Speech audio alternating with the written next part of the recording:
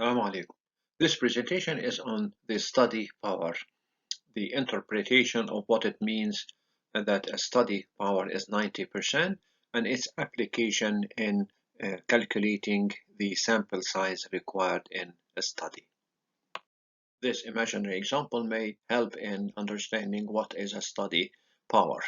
Say someone had claimed that he developed a new surgical technique, a new Myringoplasty technique that produced better results than the standard Myringoplasty technique. He said that his results with the new technique is about 90% compared to the usual 80%. In order to prove his point, he set up a randomized controlled trial, study number 1, in which he treated 10 patients with the standard technique and 10 other patients with the new technique, and indeed his results were 90% and with the new technique compared to 80% with the standard technique. That's in reality just one more patient who had better results with the new technique. I'm not so sure that the new technique is actually much different than the standard technique in terms of results. And we ran a 2x2 chi-square test and the results were insignificant. So there isn't much difference between the two groups that can be demonstrated by this study, as the p-value was 0.531. But he insisted that his study can actually provide a better results than the standard technique, so he set up study number 2, another randomized controlled trial with 100 patients in each arm, and again the results were just the same, 90% for the new technique compared with 80% for the standard technique. This time the chi-square test showed a significant result with the 2x2 chi-square test, although the Yates correction showed that the results were not really significant. So these results are sort of a very borderline type of results. If he continued to do that with another study, number 3, another randomized controlled trial, this time with 1,000 patients in each arm, the same success rate, 90% versus 80%. This time it is very highly significant with P401. So after all, the new technique worked, but to show that it actually worked, you would have to increase the number of the sample study from just 10 to something more than 100, because 100 was just a borderline. And if you go to this extreme high number with 1,000, you are pretty sure that the new technique is actually working. So how can we interpret the results of these 3 studies for Myringoplasty with the same success rate for the operation, 90% for the new treatment and 80% for the standard treatment, and a 10% difference between the two groups and the 3 studies? But in the first study, the p-value showed that it's not significant. In the second study, it was borderline, and in the third study, it was highly significant. In the first study, the same difference was there, but we were not able to see it. It wasn't demonstrated, and we fell into the type 2 error. That's a false negative. There is no difference between the two techniques, although there was actually a difference, but it could not be demonstrated. That's a type 2 error. And the real difference between the 3 studies is not in the success rates, it's in the power of the 3 studies. The power is the probability of a study and being able to reject the null hypothesis that there is no difference between the two groups. This could not be achieved in the first study. That's because of a high type 2 error, and the power was therefore low, but that was achieved easily in the third study when the type 2 error was much smaller and the power was much higher. Power can be quantified. It can be anything between almost 0% power, when there is a very high chance of falling into a type 2 error and you are not able to see a difference between two groups, as marked in these plots with a violet color, and almost 100% when you have a very good probability of detecting even a small difference between the two groups, because you have very small chance of falling into type 2 error, and it is marked in these plots with yellow, like bright yellow. Now, if we plot the sample size against the difference between the two groups as calculated here by the effect size, and then you could have various shades of the power plotted in the same plot. Now, for the same effect size, like a small difference between the two groups, 0.2 or 0.3, you could see that with a small sample size of about 22 patients in each arm, you are into the dark. You are in this violet area with very low power, and you cannot actually see a difference between the two groups. Whereas if the sample size is increased for the same effect size, for a very small effect size like 0.2 or 0.3, but this time with a very large sample size, now the plot would move into the bright yellow area, then because you have a very high power. Then you can see a difference like in study number 3. You could see that the power can change by increasing the sample size or by increasing the difference between the two groups, like the effect size.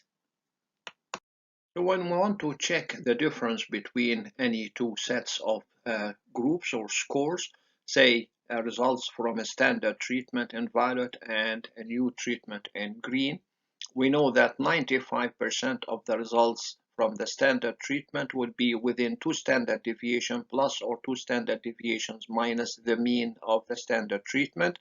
And that's where we mark this line, the line of p less than 0.05. And anything outside this line would be significantly different from the standard treatment, and anything within this line would not be significantly different. And this line would now divide the area of overlap between the two curves into these two small triangles. The red triangle outside the limit would be the type 1 error, the false positive, and the yellow triangle, which are more concerned with in this presentation, would mark the type 2 error, the false negative.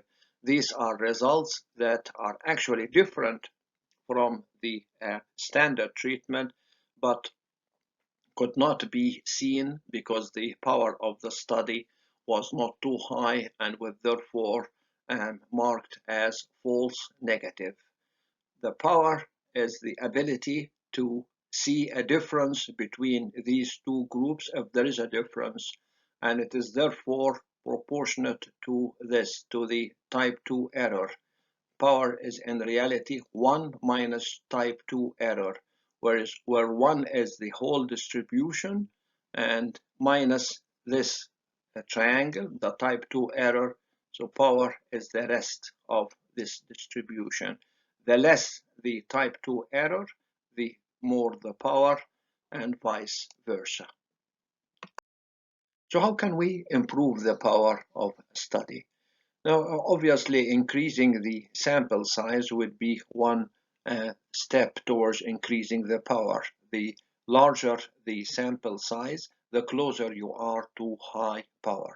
And the same applies to the difference between the two groups. A larger effect size, a larger difference between the two groups would also come closer to higher power, and that can also be achieved if you have a narrower standard deviations of the two groups.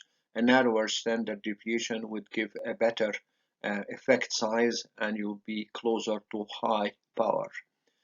This probability line could also alter the power. If you set the probability line to this side, this would reduce the triangle of type 2 errors. That is to say, rather than only accepting a 5% probability, you would accept a 10% probability, like 0.1. In that situation, you would have a lower chance of having type 2 error, but obviously you would have a higher chance of having a type 1 error. So what does it actually mean when we say that a certain study has a 90% power? What we mean by 90% power is that there is a 10% chance only of having a type 2 error, a false negative error, because power equals 1 minus type 2 error. If a curve of a power curve is drawn here, whereas power is marked on the y-axis and the number of the sample on the x-axis, and now you have certain other constants affecting the power all marked here, like the effect size and whether the two groups are equal or not, and at what level you have set out the p-value, the alpha at 0.05. You could see from this plot that if you really want a 90% power level somewhere here, then the number you need in each of the arms of the experiment would be just less than 100 in here. So you need about 90 something in each arm of the study to achieve a power of 90%. And then you would only have a chance of 10% probability of a type 2 error. Now, naturally, we would want to have a high power to the study so that it can detect a small difference between the two groups and show a statistical significance. But a word of caution here, clinical significance is not the same like statistical significance. If you have a study with a very high power, like if it's a multicentric study from different centers recruiting thousands of patients, then you can have very high power to your study. So high, in fact, that it can detect very small effect sizes here, like a very small effect size, small difference between the two groups. So it can show that there is a significant difference between two treatments statistically, when in fact the clinical difference is, say, a half day less in hospitalization or 5 milliliter less in bleeding, something that is not really clinically significant. Remember, statistical significance is not the same like clinical significance, and that's something that would happen if you have very high power that can detect very small effect sizes.